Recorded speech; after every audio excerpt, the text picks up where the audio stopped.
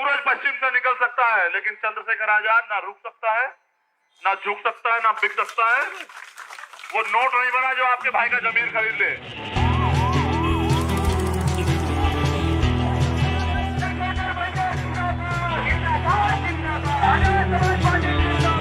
इस तन की परवाह नहीं है, परवाह तो एक है कि बाबा साहब अम्बेडकर और मान्यवर कांशीराम साहब का अधूरा सपना, मान्यवर दीना भाना वाल्मीकि साहब का अधूरा सपना अपने जीते जी पूरा करके जाना है। किसान विरोधी ये सरकार नहीं चलेगी, नहीं चलेगी। एक सवाल है कि साइकिल रैली हो रही है जो कंटिन्यूटी में होगी, इसी पॉइंट ऑफ टाइम पे हाथी पे भी रैली निकालने का कोई प्लान है?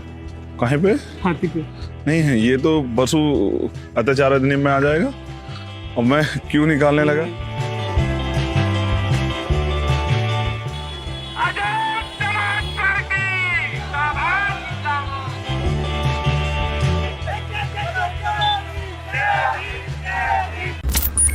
हमारे साथ आज़ाद समाज पार्टी के चंद्रशेखर आज़ाद, और मेरठ में इन्होंने साइकिल रैली निकाली। इनकी साइकिल रैली लगातार चल रही है और एक कैंपेन का हिस्सा है उस यूपी चुनाव का जो अभी से 8 महीने बाद होने वाला है, तकरीबन 8 महीने बाद। एक अजम्पशन ये भी है कि हो सकता है इसको थोड़ा डिले किया जाए, मीडिया में इसको लेके भी एक चर्चा है। मेरा पहला क्वेश्चन ये है कि आप जो ऐसी रैलियाँ कर रहे हैं, अच्छी बात है, मैंने सुना कि आप इसके बाद फॉलोअप में अपने कैडर्स को बोल रहे हैं कि वो इसको कंटिन्यू करें। आपको लगता है ऐसी रैली की कोई रिकॉल वैल्यू रहती है? बिल्कुल रहती है। देखिए, उत्तर प्रदेश में ये जो जनता है हमारे उत्तर प्रदेश की, इसको बताना पड़ेगा कि सरकार ने क्या दिया। सरकार ने मैनिफेस्टो तो बहुत बड़ा दिया था, लेकिन उसके बाद जो दिया उसमें हालात ये हुई कि लोग रोटी रोटी के लिए मोहताज। लोग तो इसलिए भी डरे हुए हैं कि पता नहीं वो कोरोना लहर में बचेंगे नहीं बचेंगे, क्योंकि जो बुनियादी काम होना था एजुकेशन पे, हेल्थ पे, उस पे तो नहीं हुआ। युवाओं के लिए रोजगार की व्यवस्था नहीं हुई। तो उस गांव में रहने वाले समाज को, शहर में रहने वाले समाज को हम लोग अपनी पंपलेट के माध्यम से जाके बता रहे हैं कि उत्तर प्रदेश में जो सरकार आई थी भारतीय जनता पार्टी, उसने क्या वादे किए थे और उनमें से एक पूरा नहीं किया है। तो इन वादे वालों को ये फिर चुनाव के समय आ जाएंगे, फिर ये अपनी तरह से अपने एजेंडे लेके आएंगे। आपको लगता है उत्तर प्रदेश जैसे राज्य में, जहाँ मतलब राम मंदिर इतना बड़ा मुद्दा बना था है और संभवतः होगा, है ना, धर्मांतरण को एक बड़े मुद्दे के तौर पे पिच किया जा रहा है, मैं बस आपसे समझना चाह रहा हूँ आपको ग्राउंड पे क्या फीडबैक मिल रहा है, एक, और दूसरा एज ए पॉलिटिशियन आपको लगता है कि लोगों को ऐसे मुद्दों से, अस्पताल से, जब दिल्ली तक में, नेशनल कैपिटल में लोगों को ऑक्सीजन नहीं मिल पाया, नेशनल कैपिटल की हालत थी कि कई दिनों तक, तकरीबन 3 हफ्ते तक लोगों को ऑक्सीजन नहीं मिल पाया। आपको लगता है वोटिंग बिहेवियर पे ये चीज़ें रिफ्लेक्ट करती है? जब वोटर जाता है बूथ पे तो आखिरी में ये सोचता है कि मुद्दे क्या हैं? देखिए, वोटर को वोट की वैल्यू समझाना जरूरी। अभी वोटर को पता ही नहीं है ना, हम यही सी राजनीतिक परिवर्तन के लिए तो आए हैं कि वोट की सुरक्षा कैसे होती है, वोट की कीमत क्या होती है, वोट से निर्माण क्या होता है और वोट का परिणाम क्या होता है।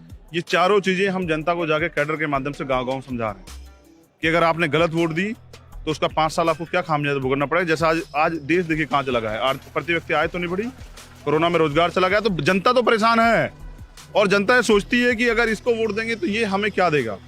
तो जो बुनियादी जिन पे लोग वोट लेते हैं, जैसे रोटी, कपड़ा, मकान, प्रधानमंत्री आवास योजना, ये रसोई योजना, ये सब चीजें, ये तो कॉन्स्टिट्यूशन देता है हर व्यक्ति को प्रदेश में और देश में रोटी, कपड़ा, मकान, चिकित्सा, शिक्षा, सुरक्षा, रोजगार, ये कॉन्स्टिट्यूशन देता है। लेकिन सरकार, ऐसी सरकार नहीं बनी जो जनता तक इसको पहुंचा दे। तो मैं समझता हूं कि पहले क्या था मुझे नहीं पता, हमने इन्हीं मुद्दों पे पंचायत चुनाव लड़ा और जनता ने हमें समर्थन किया। हम नई पार्टी हैं, तो कोई हमें छोटा दल बताता है, कोई बड़ा दल बताता है, लेकिन हम अपनी मेहनत कर रहे हैं। हम जनता को तैयार कर रहे हैं, गाँव में रहने वाले समाज को, कि वो इस बार धर्म और इन तमाम तरह के मुद्दों से जिनसे उनका भला नहीं होना है, उन पे वोट ना करके अपने मुद्दों पे वोट करें। उनके बच्चे जिनको उन्होंने पढ़ा के तैयार किया है, उनको नहीं पता कि उन्होंने अपनी मेहनत कमाई लगाई है, उन्होंने अपनी मेहनत कमाई लगाई, उनके बच्चों को रोजगार कहाँ से मिलेगा? सरकारी डिपार्टमेंट खत्म किए जा रहे हैं, प्राइवेट सेक्टर में भी रोजगार नहीं है। मैं आपकी वेबसाइट पढ़ रहा था, वहाँ पे आपने ऑलरेडी वादे लिख रखे हैं जो मैंने पढ़ा अपने रिसर्च के दौरान। वहाँ पे एक बात इसके ऊपर है कि हम प्राइवेटाइजेशन को रिवर्स करेंगे या रोकेंगे। आपको लगता है ये बहुत रैशनल तरीका या बहुत रैशनल एटीट्यूड? मेरा क्वेश्चन बेसिकली ये है कि डिबेट क्या होनी चाहिए, प्राइवेटाइजेशन में रिजर्वेशन की या प्राइवेटाइजेशन को रिवर्स करने? देखिए, सरकारी जो डिपार्टमेंट है, अब कोरोना काल में क्या फायदे, क्या लोग काम आया, सरकारी हॉस्पिटल या private hospital? Private hospital acquire करने पड़े गवर्नमेंट को। मैं चाहता हूँ सरकारी सिस्टम रहे और सरकारी सिस्टम में सिक्योरिटी है। प्राइवेट सेक्टर में भी हम लोग रिजर्वेशन की मांग करते हैं। मैं समझता हूँ जिन चीजों में जरूरत आन पड़ी है उनको प्राइवेट किया जाए, लेकिन जो सरकारी डिपार्टमेंट मुनाफा दे रहे हैं उनको प्राइवेट करना, बेचने क्या मतलब है? मैं ये समझता हूँ कि नीतियाँ बहुत जरूरी है। सरकार के पास नीति नहीं है, आप बताओ, सरकार वादे कर रही है। मुख्यमंत्री ने कहा कि हमने रोजगार दिया, 69,000 शिक्षकों की भर्ती हुई, 6,000 पद खा गए SC/ST के, कोई जवाब नहीं देगा।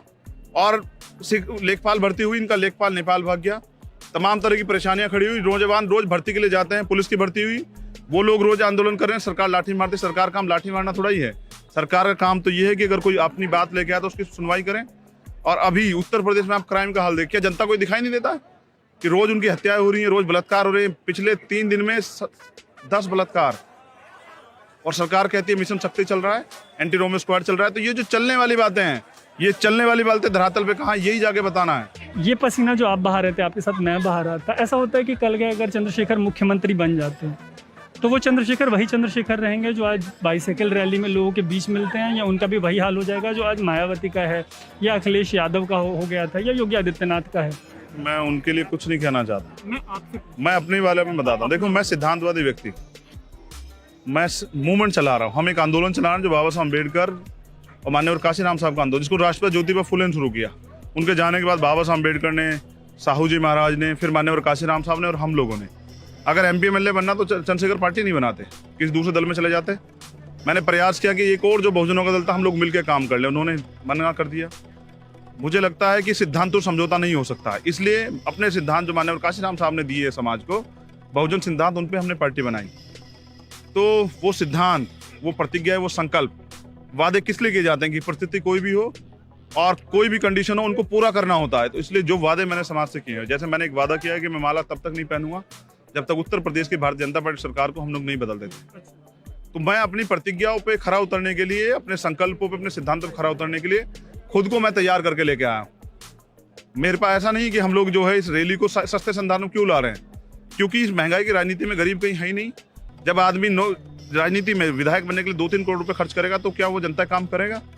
इसलिए मैं चाहता हूं कि सस्ते संसाधनों पर राजनीति शुरू हो, जनता को वोट के लिए तैयार किया जाए, ना बिकने वाला समाज बने, और गरीब जनता अपना नेता चुन के भेजे, और जब वो विधानसभा में जाए तो उनके काम करें।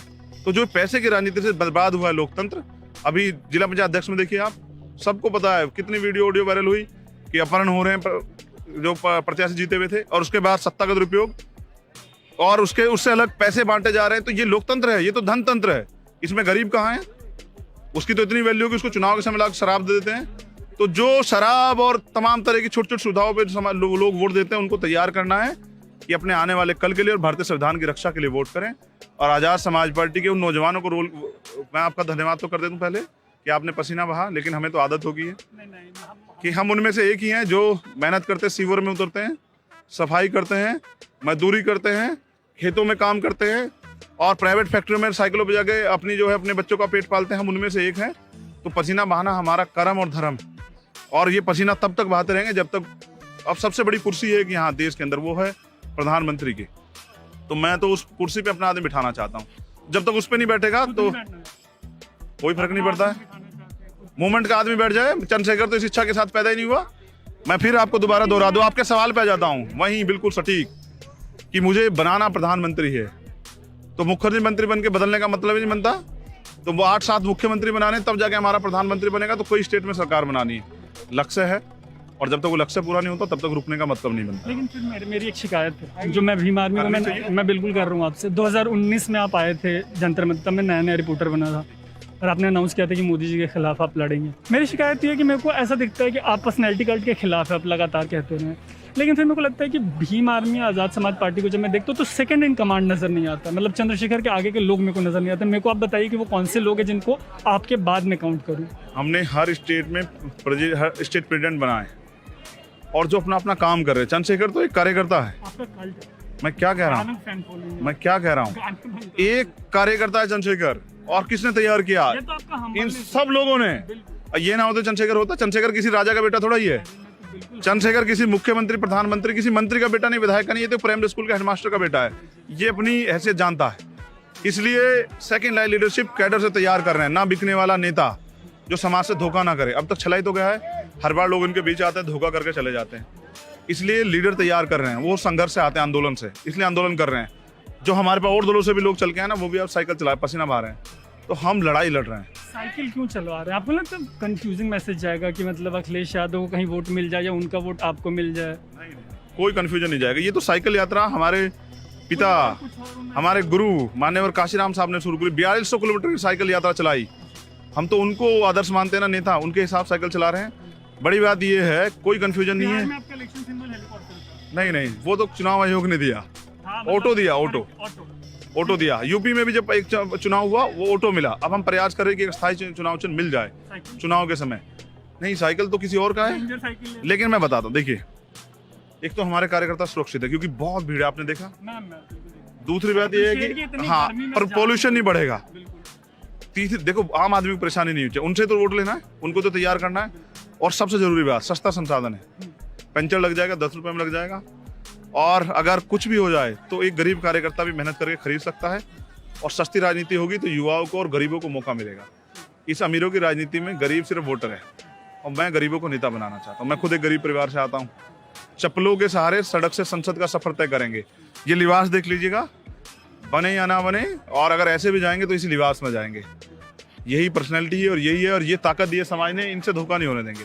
तो तैयार कर रहे हैं, हर स्टेट में यूनिट तैयार कर रहे हैं, लीडर्स तैयार किए हैं। आज हर जिले में भीम आर्मी आजाद समाज पार्टी के लीडर हैं। ऐसे लीडर हैं जिनके कहने में प्रशासन जो है गलत कर जो कार्रवाई हो रही थी उसको रोक देता है। दुख इस बात का है कि सरकारें जो भी आई उन्होंने दलित को सिर्फ वोटर समझा, मुसलमान को सिर्फ वोटर समझा, पिछड़ों को सिर्फ वोटर समझा। उनको धर्म की घुटिया तो पिलाई, उनके अधिकारों की बात पे वो चुप हो जाते हैं। इससे कोई समाज का जो है ना आर्थिक परिवर्तन नहीं हो सकता। इसको ले कैसे जाएंगे, इन बातों से इसको आगे कैसे ले जाएंगे? प्रैक्टिकल इंप्लीमेंटेशन में आप वो क्या करेंगे जो उनसे अलग होगा? ये लोकतंत्र है, यहाँ हथियारों से लड़ाई नहीं लड़ी जाती। यहाँ वोट की ताकत से जो है ना राजा तय होता है। आपका प्राइम मिनिस्टर और मुख्यमंत्री बनता। जब कानून बनाने की ताकत हमारे पास आएंगी तो हम नीतियां बनाएंगे। ऐसे कानून बनाएंगे जिससे गरीबों का आर्थिक सशक्तिकरण हो। जैसे 2-3 सिंपल चीजें बताता हूँ। जैसे हम एजुकेशन को हम सबके लिए समान शिक्षा लागू करेंगे। जैसे मुख्यमंत्री का बेटा हो या एक किसान मजदूर का बेटा, वो प्राइमरी सरकारी स्कूल में पढ़ेगा, या प्राइवेट स्कूल में भी अगर पढ़ेगा तो सिलेबस एक होगा। गैर बराबरी नहीं होनी चाहिए। जैसे जो भूमि में लोग उनको जो है उनको जमीन दी जाएगी। जो बेरोजगार लोग हैं उनको भत्ता, या उन बेरोजगार लोगों को सरकारी या वो लगा के इंडस्ट्री लगा के उनको रोजगार दिया जाएगा। महिलाओं को घर पे रोजगार दिया जाएगा। बहनों को पढ़ने की आजादी दी जाएगी। एक सुशासन वाला माहौल दिया जाएगा। प्रयास करेंगे कि अच्छा काम करें। देखना है जोर कितना बाजुए कातिल में।